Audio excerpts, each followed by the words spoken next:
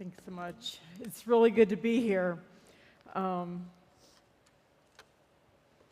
There's moments where you know you're where you're supposed to be, and I know I'm supposed to be here this weekend. So, thank you for the invitation and for showing up. It's so much easier to teach when there's people here. I found that it's really tough when it's just my dog. It gets to hear my lessons. So. You each received a card. I'm trying to figure out where the boundaries are here so I don't fall off, because Grace is not my middle name. So if you see me heading off into the wild blue yonder, somebody just wave your arms at me. You each got a card when you came in, right? A blank card and an envelope. Yeah? So hold on to that, because I'm going to take you somewhere with this. How many of you have ever had that phone call where someone says, hey, I'm going to drop by and bring some stuff, whatever it is, and that means they have to come past your front door? Has anyone ever had that phone call? And you kind of go into panic mode because you are literally looking around and there's stuff in every single corner of every place. Isn't it true? And so what do? I know what I do. I go and I find something to put all that junk in. And then I run and I stuff it in a closet. And I hope the door doesn't open while the person's there. I have a friend, and she says she puts it in a dryer. And I have another friend, she puts it in the oven. But I know me with the oven. I would turn dinner on and have melted stuff, But the reality is, we get rid of all of that stuff. So, for several reasons, because when they walk in a door, we want them to think we got our act together. But also, all that stuff would occupy my mind and keep me from enjoying that visit with that person. I wouldn't really enjoy that visit, get all out of it that I could. And I personally think that's true about an event like this. There's stuff you need to pick up out of your head and out of your heart and out of your house and out of your relationships, and you need to write those things down on that card that's there in your hand. And we're going to ask you to seal that envelope up after you've written those things down, lick that thing, write your name on the front, and then I'm going to ask you to bring them up here and put them in this basket.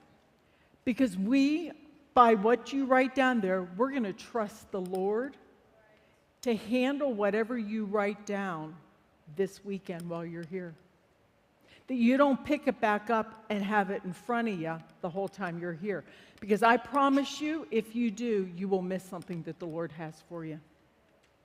And what He wants you to walk away with today is bigger and better than whatever it is you're going to write on that card. So that's the challenge. And the basket's going to be here. And we're going to wait just for a few minutes for you to write those things down. And then we're going to pray over them and ask the Lord to handle these things. And no one's going to read it. And I promise you, at the end, after tomorrow, after the last session, you get to pick the card up and take it home with you. No one's going to read it. No one's going to look at it. It's between you and the Lord once that envelope's sealed.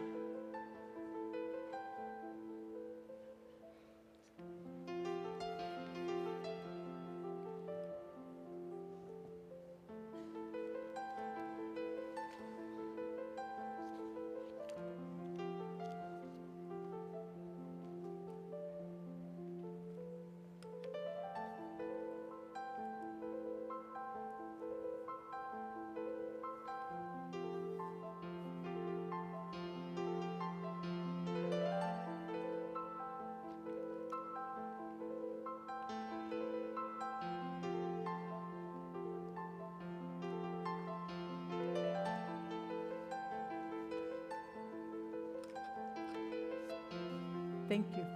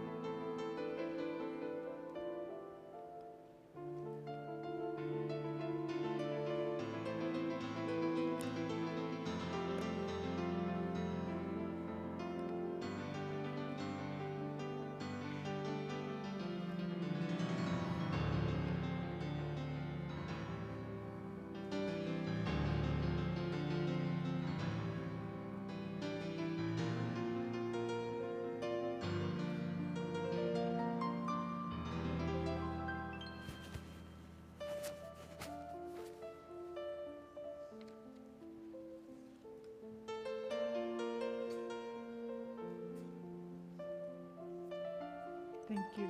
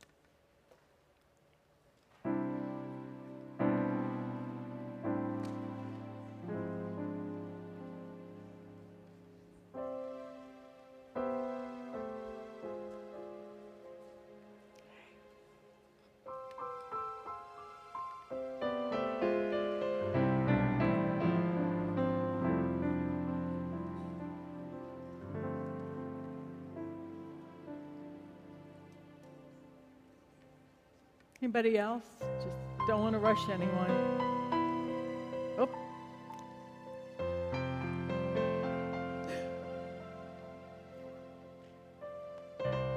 You know, it sometimes seems just kind of a trite thing to do, but sometimes when we write down what's actually the burden that we're carrying and we see what it is, it puts it in perspective. It puts it in perspective. And then the reminder that whatever we wrote on there is not too hard for God. It's not too hard for him. And by the way, just in case, he wasn't surprised at whatever you put down.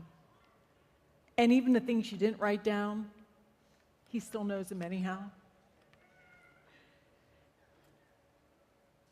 Thank you, ladies, for doing this, because I truly believe that the Lord is going to move in and on these things while you trust them to him. It is an act of trust. And so thank you for doing that. It's an act of faith. And I think we got one more coming up. Yep. And then I'm going to pray over these and ask the Lord to move on them. And then someone's going to get them out of our sight because the Lord's going to take care of them and we don't have to carry it. So, Father, this right here represents a basket of care. It might even have things in there, Father, that we've not even spoken. Burdens, fears, losses, confusions, hurts. Whatever they are, God, they are not too big for you. And so, Father, as these ladies have entrusted these burdens to you, I ask, Father, that you would move, that you would hover, that you would protect, that, God, you would do a supernatural work in these things, Father. that when these ladies pick these cards up tomorrow, that there will have been answers to prayer, that you have moved mountains on their behalf. Father, that the breath of the Holy Spirit has moved things away and out of obstacles. Father, you've moved those things away, that you've done a mighty work, God. That you will show yourself strong on behalf of these ladies. Now, Father, as they cast these burdens aside, Lord, I pray that the room they have made in their hearts and their minds for you, you will fill very specifically. You will fill very individually. And you will fill completely. In Jesus' precious name we pray these things, and through the blood that makes it all possible. Amen. Amen. And who's the carrier here? Thank you. Thank you, Corey. Well, ladies, if you have your Bibles, open up to Matthew 25. We do have PowerPoint, which is another whole century that I've moved into. And somebody back there, Sean, somebody's got to control it because I don't have that gift either. I've often said that all you had to do was send me to a country you want to take down, ask me to type a letter, and I could probably destroy their nuclear codes. It would be done just like that. And I could say the whole time I didn't know it. So yeah, I don't touch that stuff, and that's why it still works. So tonight we're going to look at Matthew chapter 25. We're going to read through it and start. So Matthew chapter 25, verses 1 through 13. It says, "Then the kingdom of heaven will be comparable to 10 virgins who took their lamps and went out to meet the bridegroom. And 5 of them were foolish, and 5 were prudent. And when the foolish took their lamps, they took no oil with them. But the prudent took oil in flasks along with their lamps. Now while the bridegroom was delaying, they all got drowsy and began to sleep. But at midnight there was a shout, 'Behold the bridegroom! Come out to meet him!' Then all the virgins arose, trimmed their lamps, and the foolish said to the prudent, 'Give us some of your oil, for our lamps are going out.' But the prudent answered, saying, 'No, there will not be enough for us and you too. Go instead to the dealers and buy some for yourselves.' And while they were going away to make the purchase, the bridegroom came, and those who were ready went in with him to the wedding feast, and the door was shut.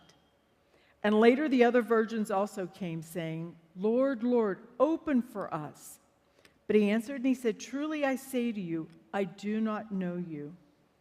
Be on the alert then, for you do not know the day nor the hour.'" Now, if you've been in the church at all for any amount of time, you've probably heard that passage in connection with the return of Jesus Christ, the second coming of Christ. Hands down, that's what that parable points to. No question on that. Excuse me, but this evening I want to look at it from a slightly different angle. And to do that, I need to give you a little bit of history, well, maybe a little more than a little bit of history, on the role of women and wedding custom in the New Testament era. Make sense? Because if we look at it from our lenses, an Eastern lens, we're only going to see it a certain way, and we're going to miss a whole lot of what the Lord wants to say to us. So here we go. I looked up some research on this, and it was an education for me, and I went to Jews for Jesus, and there was this amazing article that just made it really, really plain. So in biblical times, back in the Old Testament, women basically did everything and had all the rights that men had, except they were not temple priests. They worshiped together with men. They prayed in the temple. They sang. They were part of all the rituals and the ceremonies. They were allowed to own land. They traded. They did manual labor. They just kept up with the guys. There was no line of demarcation. And that was really the way God intended it to do. Women in the Old Testament, we have some very strong leaders in the Old Testament. Think about Miriam. She was a worship leader for the children of Israel. We know Deborah. She was a wife. She was a mother. She was also a prophet. We also know there was another woman who was a prophet that King Josiah actually went to and asked for her revelation from God. And it was a woman by the name of Huldah. And she was a peer of Jeremiah. So we see women in the Old Testament who were strong leaders and took their place. Over time, though, what happened was women were relegated into more of a private role. And by the time you moved into the New Testament, you find out that rabbis had begun to change the restrictions on women to match the roles that women had in Greek and Roman households. So they traded what God's identity and plan and purpose were for women, and they made it look a whole lot more like the worldly view, the Greek and Roman culture. So by the time you move fast forward to the New Testament, it had all changed dramatically. By the time we get to the New Testament, the role of women looked nothing like what God had intended it to look like. And we see that women in that time frame in the New Testament, they were relegated to the home. So women were in the home and men were in the marketplace. And that was pretty much what we saw in the New Testament culture. Women in the New Testament had really no rights. They were seen as pretty much on par with Gentiles. And if you know anything about a Jewish culture, Gentiles were not considered clean and had really no value in that system. They also had the same bearings as minors. Women were not really allowed to engage in commerce. They rarely went outside their homes. If they did, they had to be very heavily garbed and have someone with them, and for the most part, they were not allowed to speak to men. Only a woman who was in dire financial situations, perhaps a widow or something like that, was allowed to have a small business so that she could make enough money to get by. And I found it very interesting when I did some research, the term prostitute in the New Testament, the definition of that was a woman who went abroad. So basically, it was a woman who didn't stay home. That term was used to describe a woman. In the temple, in worship, very, very different than what it was in the Old Testament. In fact, in the Old Testament temple, there was no women's court. Women and men worshiped together, God. By the time we moved to the New Testament, the temple in the New Testament had a women's court. They had to worship there, they had to do their stuff there, and they were allowed to go no further and enter into worship than the women's court. They were not allowed to pray in public. Most rabbis didn't think that women were really worth educating. And for the majority of the women in the New Testament period, they were illiterate. Now, ladies, Jesus came and he shattered not God's view of women, he shattered the cultural customs that had been placed upon women. Because, see, what he saw when he looked at a woman was he saw the identity and destiny that his dad had already planted and put in each one of those women. He saw the value of a woman for what God's creation was in them. We see through the New Testament, we see that he spoke to women, the woman at the well.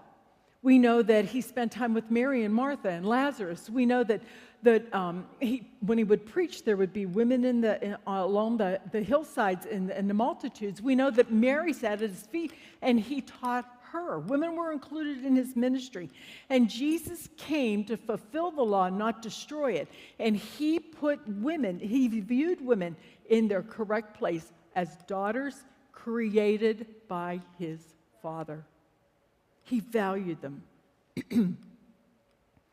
At this same time frame, as I said earlier, women did not have that value. And so, for the most part, women were under the authority of either their husband, if they were married, or their father, if they were unmarried.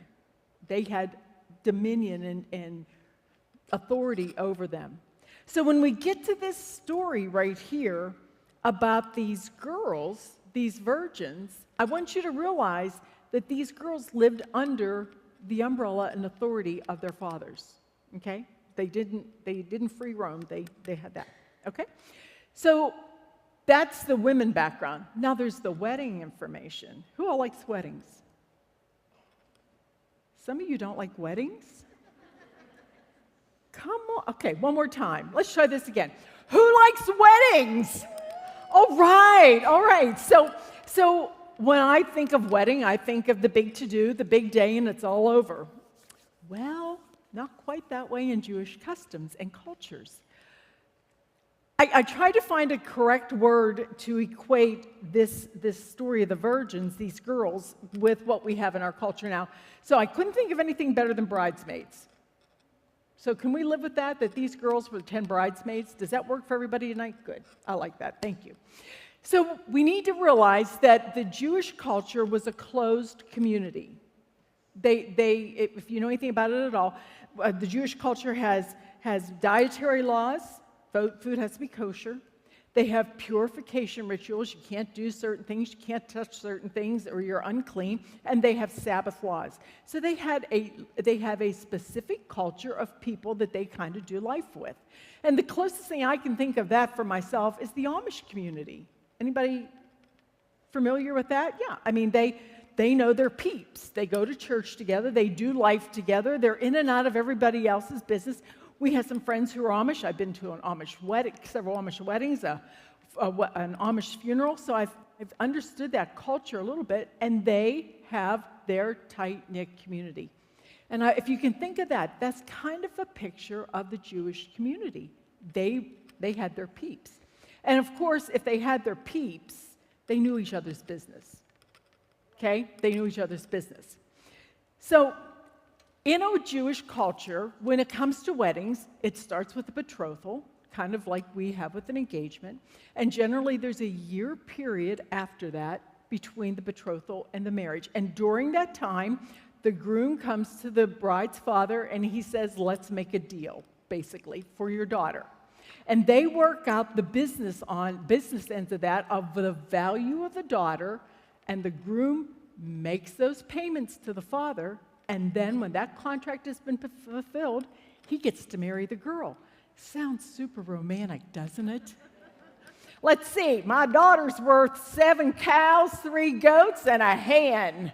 I mean, can you just not see? I'm like, golly, I just feel so valued. But it literally, or it was two families coming together to increase a business strength. It was oftentimes very strategic for money and had nothing to do with romance. And you just understand that. So at the end of this period, at the end of this year, the wedding could happen. Now, the wedding, for us, there's all the build-up and then there's the day, right? And it's the big deal.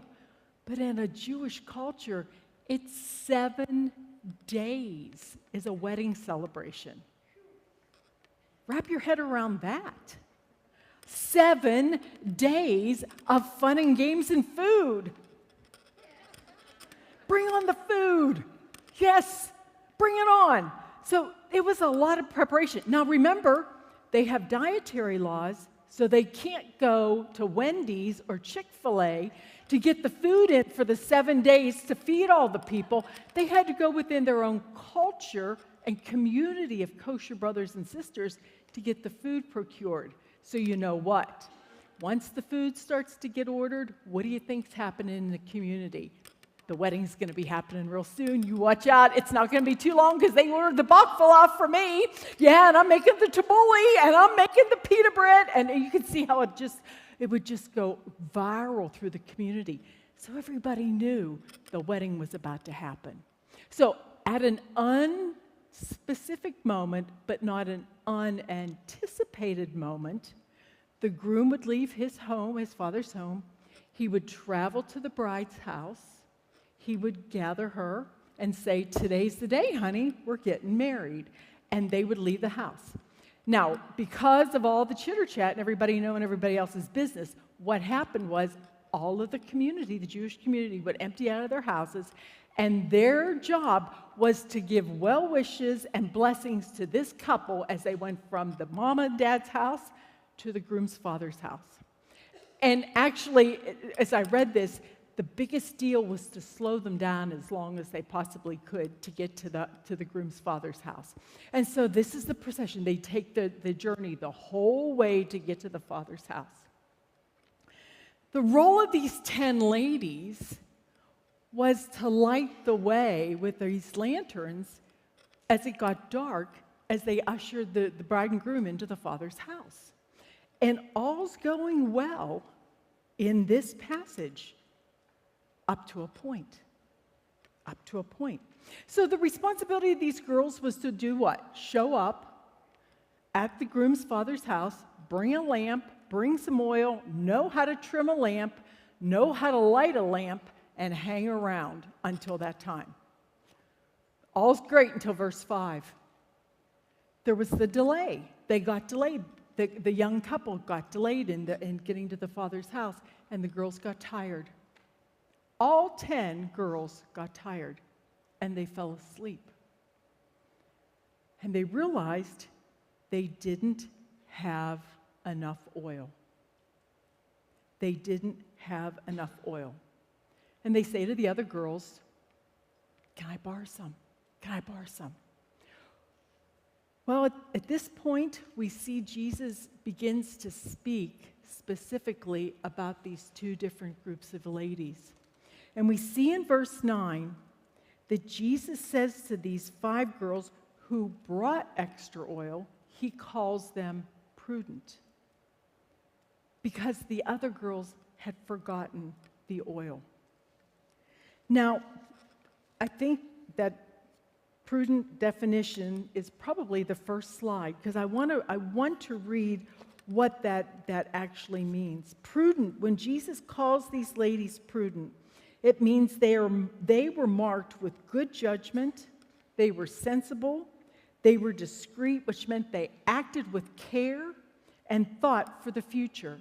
And these 5 virgins came prepared for the wedding event. And they also assessed the situation and knew they couldn't give the oil away. And so they didn't.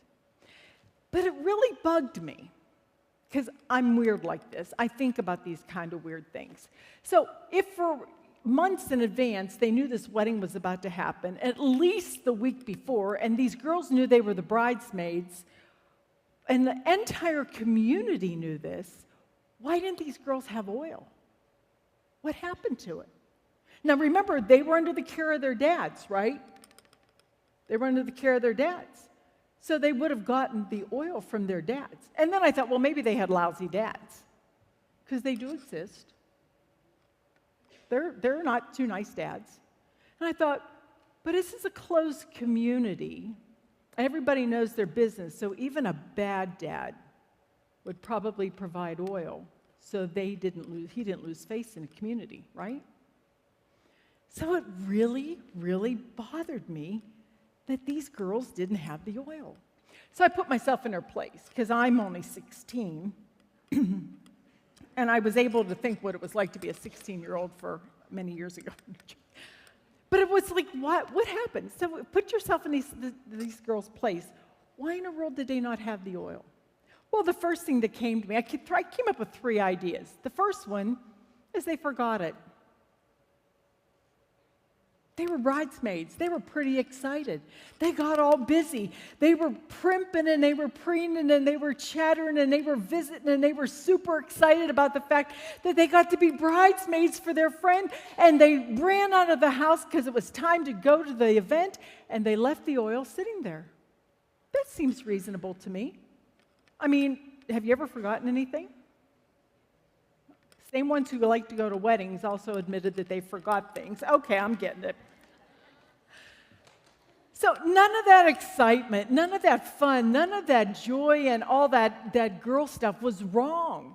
I mean, it's natural to have those emotions. But they got distracted from what their higher calling was. And their higher calling was to be a bridesmaid, to fulfill the responsibility that goes with that. They got distracted.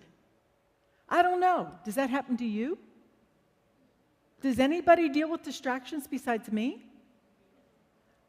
I have some honest people here. I love you guys. Thank you. Yeah. Yes, they got distracted. Try this one on for size. This happens to me pretty often. I think, I need to go get this. I leave one room and I walk to the other room and I stand in the room and I look around. And I say, why did I come in this room? I came in here for something. I just didn't walk to, and then I stand there for a few minutes. And I go, I really don't know why I came in here. And then I walk back to the other room again. Why did I forget? Because between this room and this room, I had 14 other thoughts that pushed the reason why I went to that room out. I got distracted in 30 feet. It happens. Or how about this? I get a thought, and then all of a sudden I kind of shake myself out of it, and I realize I've been down a rabbit hole for 20 minutes. Does that happen to anybody else?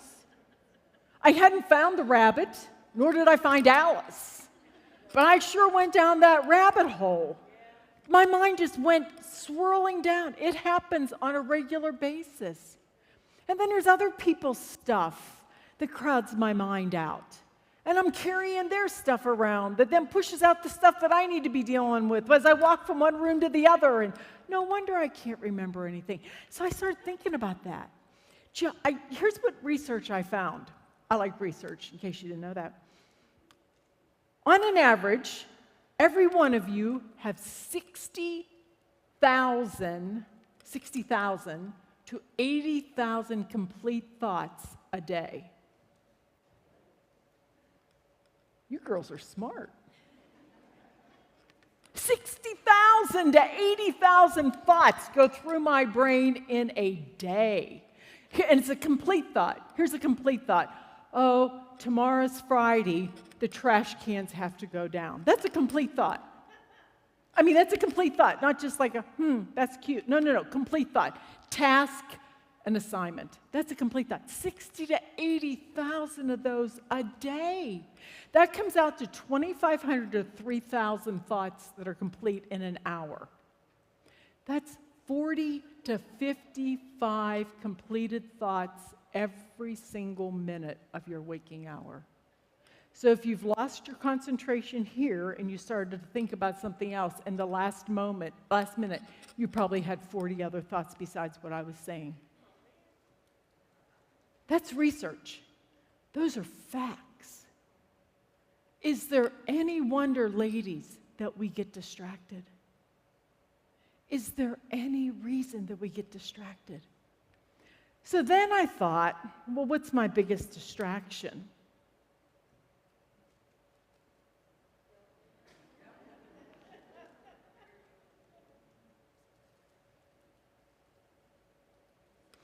Those facts that I just gave you, and this point right here, is not only for you, but I'm sharing that on Sunday also. So when you hear those facts again, you can gasp on Sunday like you never heard them before. For effect, come on, for effect. But everybody needs to hear that, and we need to talk about this. This is the elephant that's in most of our lives, ladies. This is the single biggest source of distraction that we deal with on a daily basis. It's the biggest offender. Listen, we were not wired by God to handle everything that comes across this phone in one day. Whether it be good or whether it be bad, whether it be a blessing or whether it be a temptation, we were never meant to deal with everything that comes across this phone on a daily basis. We weren't wired that way. We were in an extended ministry event in Michigan, and my husband was talking to the youth pastor, and he was talking about the young kids are seeming to deal with fear and anxiety and depression, just so heavy, and junior high and stuff. And my husband said to the youth pastor, so what's the source? What's causing this? And he said, hands down, it's the cell phone. He said, these kids are bombarded. And listen, here's the deal. It's not that it's just information, but when we take that information in, because we now have that knowledge, there is a part of us that feels responsible for what we've been enlightened to. Think about that. We feel responsible somehow for so-and-so's plight. We feel responsible somehow that we should do something about the latest shooting in our country. We somehow feel responsible. And most of that stuff that we read and hear about and see on our phones, we never have a resolution to. It's like having a file drawer open of stuff that's scattered everywhere, and there's no closure and no end to it. And so it causes in us a sense of anxiety because we can't bring closure to it and we can't fix it. And I tell you, ladies, it is a trap from the enemy. It's a trap from the enemy to keep us in that state of anxiety and fear that comes with that. This phone right here, it's a tool. It is a tool. We have to keep it in that place. Does anybody remember the game show Who Wants to Be a Millionaire? Oh, I got some sisters in here. Do you remember when someone couldn't answer a question?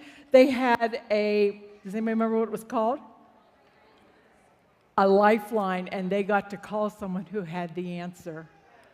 Ladies, this has become our lifeline, hasn't it? I mean, I remember my phone got stolen, and I remember the first time I had to leave the house without a phone. Just being honest, I felt naked and afraid.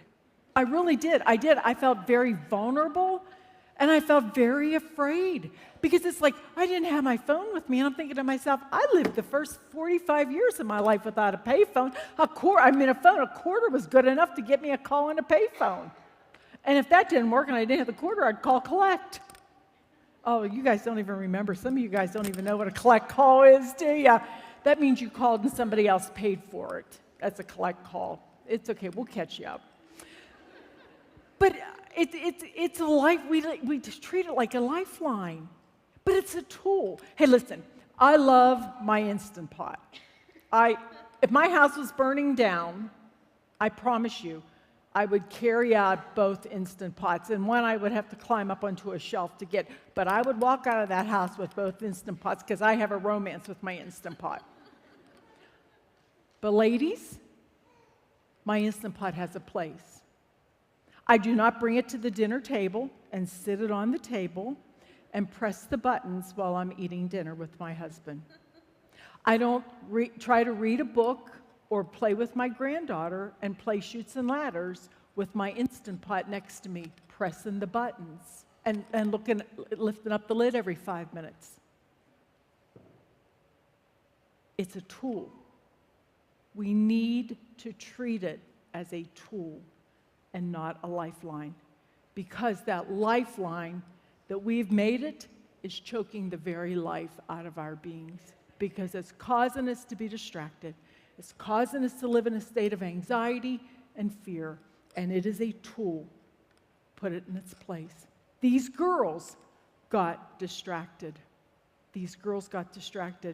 I was at an airport a while back, and I sat there on my layover, and this dad and little boy came and sat down across from me. And this little boy did everything but stand on his head and or get in trouble. He was very respectful. He never disobeyed his dad. But this little boy was doing this to his dad, trying to get his attention. And the dad actually had his body turned away from the boy and was doing stuff on his phone. I sat there for at least 10 minutes and watched that. That little boy would look over at me, and I would smile at him.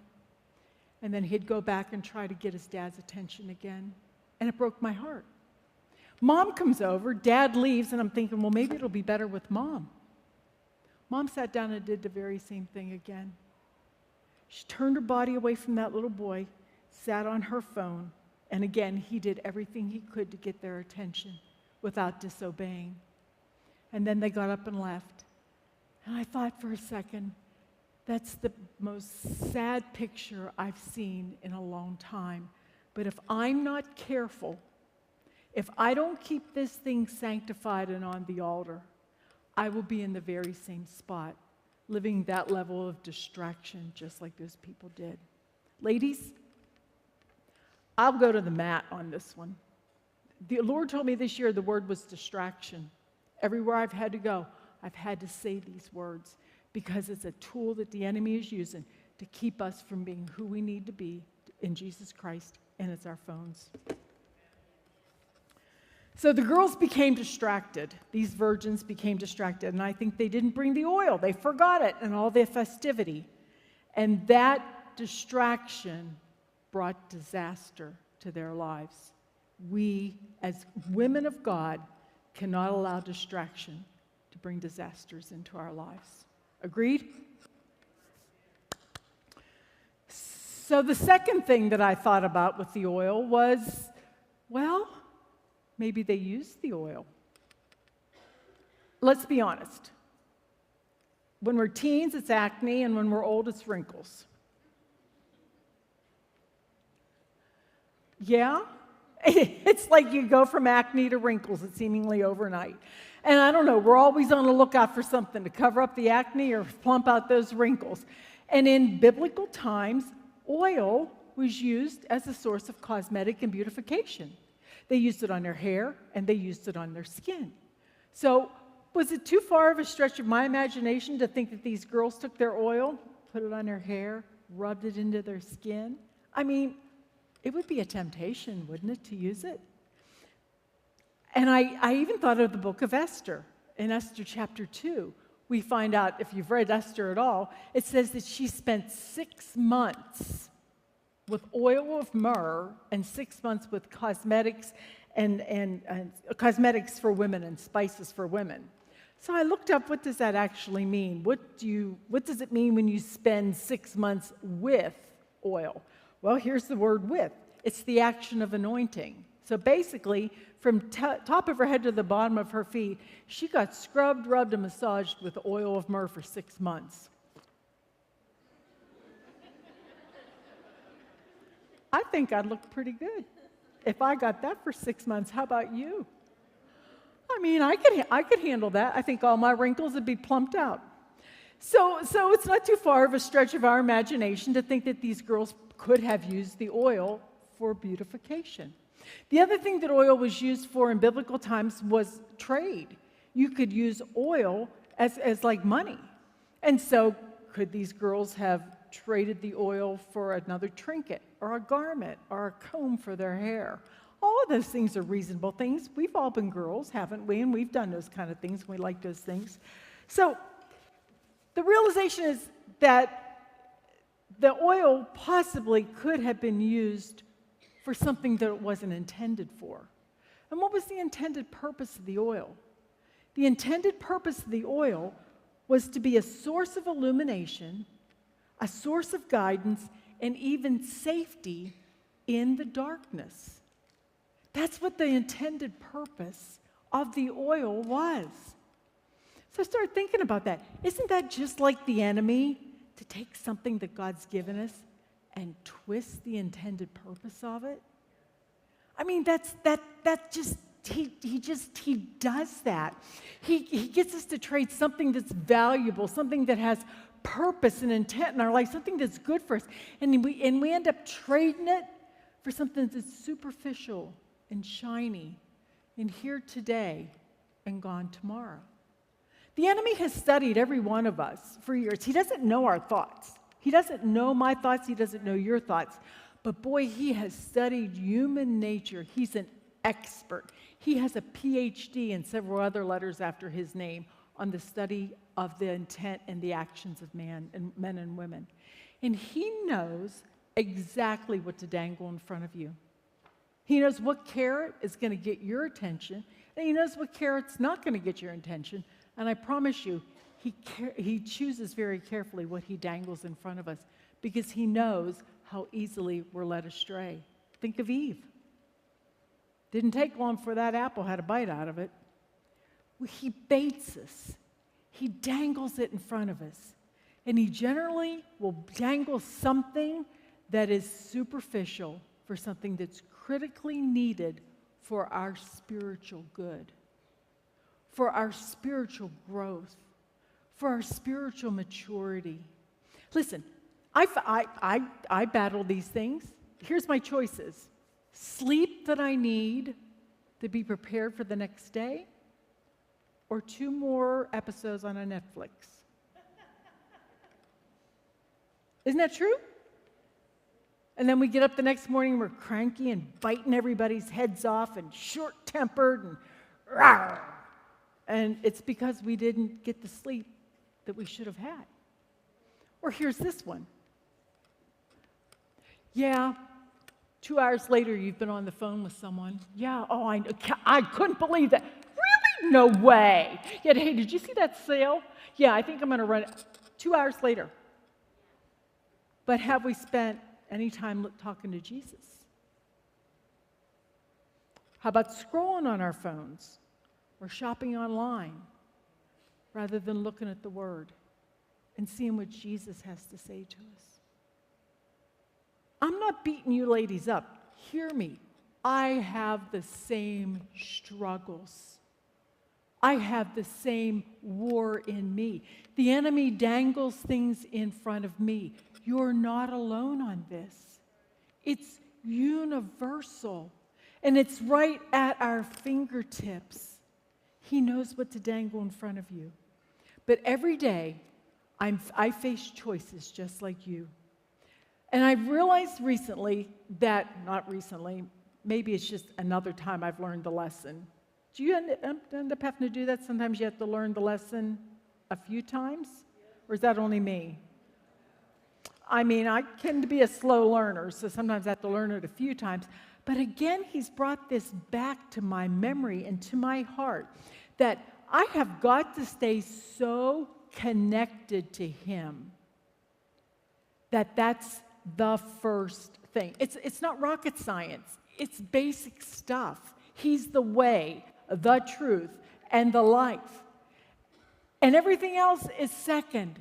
I have to stay connected with him. The only way I am going to succeed in my Christian life, only way I'm going to make good choices, only way I'm going to know his will is to stay connected in that point of intimacy with him. You guys are right on. It's all about intimacy. It's knowing his voice. It's knowing his heart. It's having that continual conversation with him, moment by moment by moment. We have to make the choices to make that as a priority. And if we do, he promises us he won't leave us hanging out. He won't neglect the things that we put in that envelope. He will take care of the things that are on our heart and that we need taken care of when we stay connected to him. He will do that. We have to live in that living, breathing relationship with him. Now, ladies, we all struggle with distractions and making the right choices, don't we? Don't we? I've been doing a study with a group of ladies that I mentor, and we've been in the same study. It's a book for a year and a half, not because they're slow learners, but because they've been very methodical in this. But this issue right here on how to manage and arrange their life to make these things the priority is the biggest issue that any of them deal with. And I can't help but think that's not true for you also.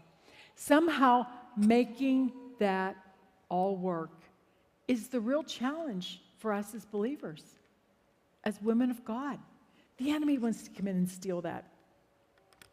So distractions and choices, I think are real realities that these girls maybe failed in. But girls, ladies, it's this third thing that really, it scares the bejeebers out of me. I don't know if the bejeebers is like a Bible word, but it works for me. And I don't even know what my bejeebers are, but they get scared out of me when I think about this. And I think it's also what really paints a picture of what Jesus was getting to in this parable when he called these girls foolish. That definition of foolish, I looked it up because I like to know. And it comes from the root word moros, which means dull or stupid, heedless morally, dazed, blockheaded. Excuse me, one commentator connected the word to be dazed or besotted, to be made senseless, infatuated, or intoxicated. Now, of all the words in the vocabulary that Jesus chose to use to describe these women, he chose that word, foolish. We chose that word foolish.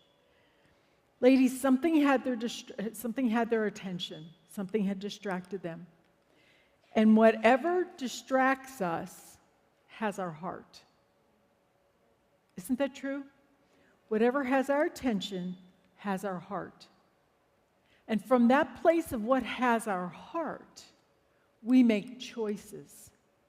And the choices that we make bear fruit in our life. These ladies were distracted. They made choices.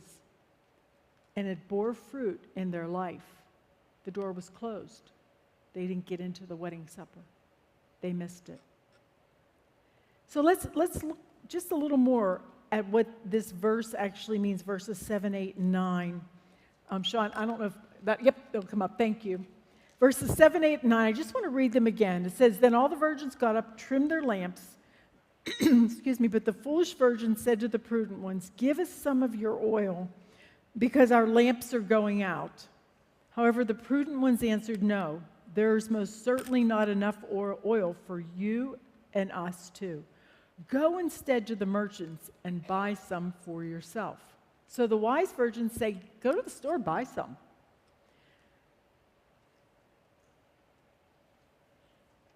So I looked at what the word merchant means, because I like my words, because I want to be true to the text. What was a merchant? What was a dealer in biblical times? Well, here's the definition. Dealer, merchant, paleo. It's to barter or to sell. To deal, dealer is a business person who engages in retail trade and exchanges or barters. It's the same thing as it is now. It's a salesperson. So these girls were going to go find a salesperson, and they were going to buy oil. Well, buy is the word agorizo. It means to go to the market and go to purchase. So these girls were going to Walmart to buy some oil. That's basically what they were doing. They were going to town to buy some oil. So there was no question. They were going to the heart of town where the market was, where buying and selling happens during the day. But this is not the daytime. In perspective, these ladies have a lamp that has little to no oil in it. And they're going to navigate down a dark road at night to go to a market to try to find a vendor at midnight to buy oil. That's what this scripture says they did. Read it. It said they actually went, they left, and they went while they were going away, verse 10, to make the purchase. So they left to go buy oil at midnight. I just stopped when I read that and made that realization. I'm thinking, what in the world? So I'm thinking, well, wait a minute. What were they going to buy the oil with? I mean, if they forgot the oil, do I think they brought their allowance with them? Just think about it. If they forgot to take the oil to light the lamps, did they really bring their allowance with them? Probably not. So what in the world were they going to purchase this oil with? And then I started to think, considering we know now how tight the reins were on women, how did these girls even know where to go to get the oil? And how did they know who they were going to get the oil from? It doesn't make sense, does it? So it tells me that this trip to market was not only marked by foolishness, but I would suggest to you familiarity.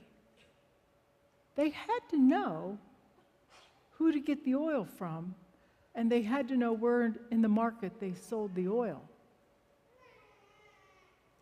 That word agorizo that I just shared with you a few moments ago, what that means to buy, when it's used in conjunction with people who are described as idle, it means people who hang around a marketplace. They lounge there. They market there. They hang out there. So, is it too far of a stretch of our imagination to think if these ladies knew how to navigate the dark road to the oil at the market, that they were familiar with that road? that they had maybe navigated that way. There was a familiarity in their hearts and lives with the market. See, the scripture describes these girls as virgins, and in the physical sense, they were. But what I propose to you is that although in the physical realm they were virgins, they had already traded the purity and the singleness of their heart to the world. That's how they knew where to go. That's how they knew the road. That's how they knew who to ask for the oil. There was a familiarity with the world. Physical virgin, but not heart virgin.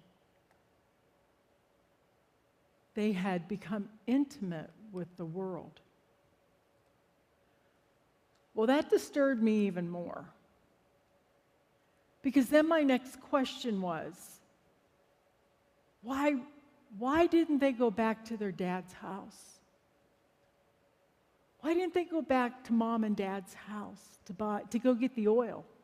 It was already paid for. They left it there probably. If they spilled it, mom and dad probably still had more oil. Why didn't they go back to their father's house? What kept them from going back to a place of safety, a place where they were known, to their father's house to get oil? And the only thing I can think of is that there was a chasm. They no longer knew their father's heart. They didn't know the love of their father. They didn't know his mercy and his grace and compassion to them, because a chasm had grown between them and their father, because the world had filled that in. That intimacy had been replaced with their father with an intimacy with the world. And ladies, anytime that happens, anytime we come out of an alignment with intimacy with our Father and we allow the world to come in and replace that, the enemy hops on that, and he then comes and assails us with three things: fear and guilt and shame. And that's a chasm that we can't dig ourselves out of. That's a chasm that no matter how hard we work, we will never see the top of, because it's a bottomless pit that the enemy tries to continually pull us down into with fear and guilt and shame. See, the girls didn't know their value in the eyes of their father anymore, because they traded their intimacy with their father for the intimacy of the world. And they had begun to find their identity from what the world said about them. Each and every one of us have an identity. Each and every one of us have an identity that God stamped upon us. When you were in your mama's womb, Psalm 139 says that God had a plan and a purpose and a book already written about you for what God intended for your life.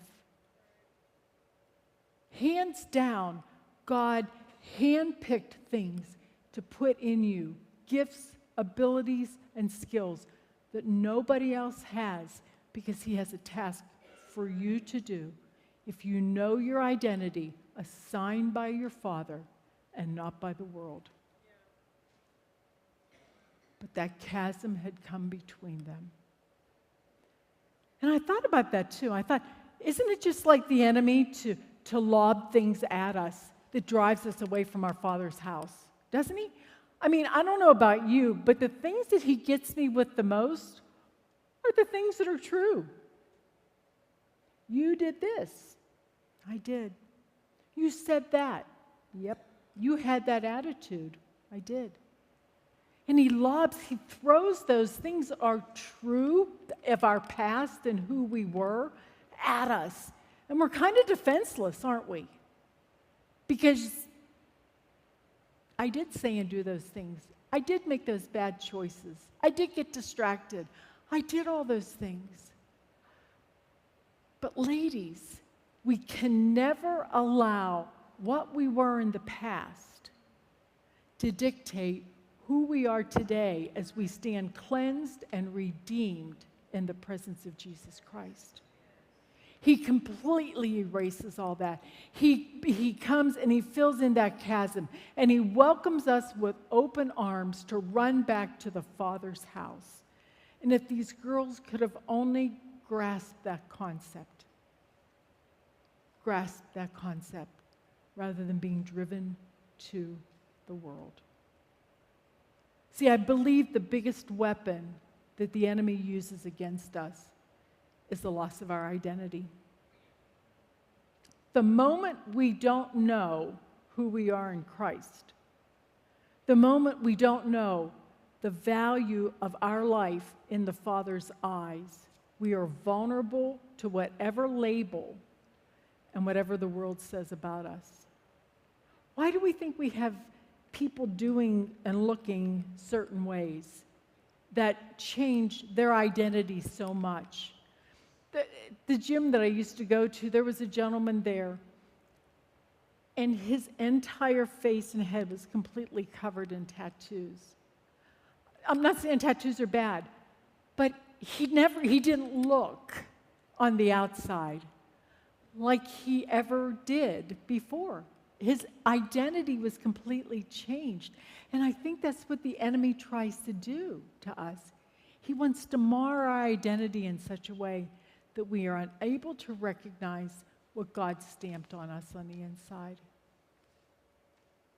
These girls could have returned to their dad's home to get the oil.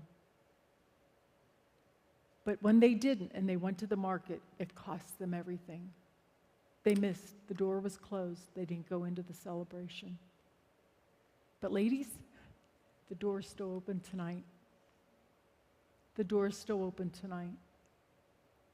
And I don't know which of these areas that we talked about tonight is the biggest temptation or the biggest struggle for you. Is it distractions? Do the distractions draw you away from knowing and hearing and having that relationship with your Father? I walked in tonight and said, come to the Father. I got so blessed with that. He's waiting. He wants you to cast those distractions aside. He wants you to confess those distractions. He wants you to be honest. He already knows what has your attention. He wants you to lay it down tonight. Maybe you've made some bad choices. Don't allow the past to dictate the future that God has for you. Don't allow the labels of what the enemy places upon you to short-circuit the destiny that God has for you. Maybe you need to lay some of those choices down and change the trajectory of your life. Or maybe you just have lost sight of who your Father is and how much He loves you. I don't know which one it is. But I know that He wants every one of you to run home to Him, to be in that place of intimacy with Him. Steph, would you mind just padding just a little bit? Thank you. He wants that place of intimacy with you. He is standing there with His arms open wide. The door is kicked open, and He actually has the jar of oil waiting in His hand for you. He just wants you to come back and lay those things down. Distractions, choices, past, wrong identities, wrong thinking, lies that you've believed. He wants that to happen tonight. He wants you to be His daughters again. He wants you to know the love of the Father. And so we're going to open the altars tonight. We're going to give you an opportunity to come running back to the arms of the Father, because that's what He wants. He wants that intimacy with you. So, Father, tonight,